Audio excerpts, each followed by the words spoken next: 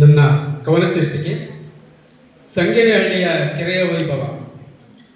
ಜಲಸಿರಿಯ ಸೊಬಗನ್ನೇ ತೊಟ್ಟು ಪ್ರವಾಸಿಗರ ದೃಷ್ಟಿ ನಿನ್ನಲ್ಲಿ ಉಂಟು. ಗೊಡ್ಡದ ಮರತರಿಯಲ್ಲಿ ಆ ಸೌಂದರ್ಯವನ್ನು ಸವಿಯಲು ನಾವುಂಟು. ಶ್ರಮಿಕರ ಪ್ರತಿಫಲವೋ, ಧನಿಕರ ಕಾಳಜಿಯೋ, ಪೂರ್ವ ಜನ್ಮದ ಪುಣ್ಯದ ಫಲವೋ, ಕುದುರೆ ಆಕಾರದಲ್ಲಿ ಕಂಗೊಳಿಸುತ್ತಿರುವ ನಿನ್ನ ನರ್ತನ ನೋಡಿ ಎದೆ ಜಲ್ಲೆಂದಿತು.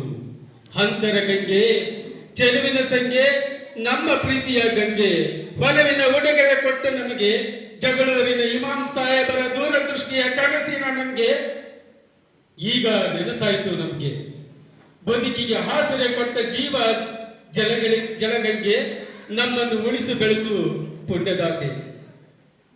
ನೀ ಹಾದೆ ನಮ್ಗೆ ವನ್ಯ ಜೀವಿಗಳ ಸಂಕೋಲದ ದಾತೆ. ನೀನು ಎಲ್ಲ ಪ್ರೀತಿ ಗಳಿಸಿದ ಸೌಖ್ಯದಾತೆ. ನೀನು ವರನನ ಆರ್ಭಟಕ್ಕೆ ಜಗಳೂರಿನ ಭರತ ನಾಡು, ಬಗಿನದ ನಾಡಾಗಿ ಪ್ರಕೃತಿಯ ಸೊಬಗನ್ನು ನೀಡಿದ ನಮ್ಮ ಪ್ರೀತಿಯ ನಾಡು.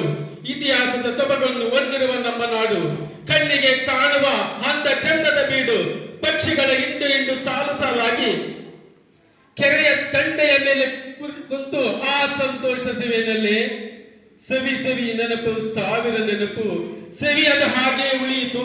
ನಮ್ಮ ಖುಷಿ ಉಲ್ಲಾಸದ ಜೀವದ ತಾಣ, ಸಂಖ್ಯೆ ಸೊಬಗಿನ ಔತಣ ಕೂಟ, ನಿಸರ್ಗದಾತೆಯ ಪ್ರೀತಿಯ ನೋಟ.